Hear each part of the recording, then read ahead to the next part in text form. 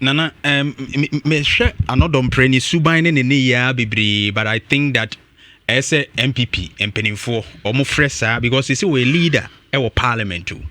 Or not just any ordinary chief, yes, or a leader of parliament. Yen can say one of the leaders. A minority chief. Enise or yen hosa.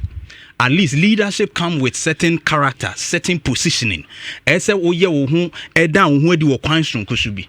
But I said the order na dia yakoye positional deviant disorder bi as a positional defiant disorder. Already oye na enhyehyeye wo ho ne said ye si diso a asetene mu abrabo mu said ye tie no. I say on the obu na ni gusu saa.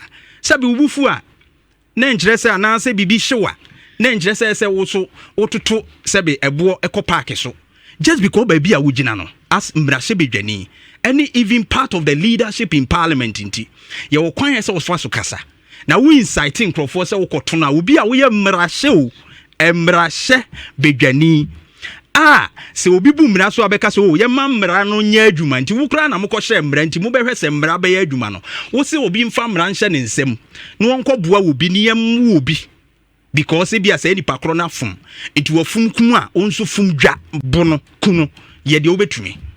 I mean, this is not right.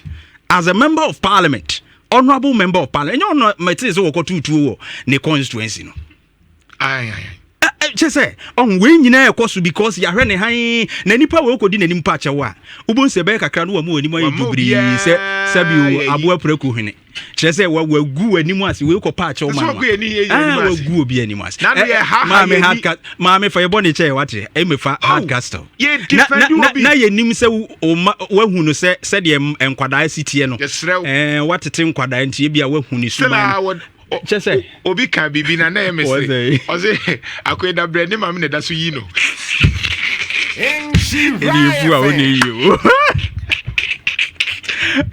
ebi say fu a oni yi ano betrase fechi wa motrom ne enyu ase ni tirimu ya ne da do Nhyira FM Annoh-Dompreh just say kwa we pa MPP pa ni monyam na e ba fom say seriously MPP After no de buy ko patch wo so see already o say mensa pa MPP sabre no respect o say mensa MPP JH mensa mu MPP Kwabene Japan mu MPP Paul Afoko mu MPP enye ni new ene de Kofuo mu MPP pa na ne small boys omu na lead party no ewo minority side a wo mu dwene afenyo markings ni say two stubborn boys NLD.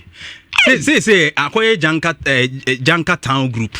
They say the akoye no because akoye say omo no ma form adwene ti omo kasa no so wahwe those leaders no omo bibia ye hu mi pia ba obewie no na ode mirika saa akodi fo no abepa chew na say ye de aye ya no wasa akoye biem ontimi nsesa wonti afutu but this thing I think that MPP mpenifo I know they have council of elders no. Why not calling these people to order? Because the corner there any enya you. Any party ni de o magu na wi. Dey no mu yi. Enyo. Dey no mu yi. MPP mu gu party no. Is this the MPP? Hey, party no mu gu no.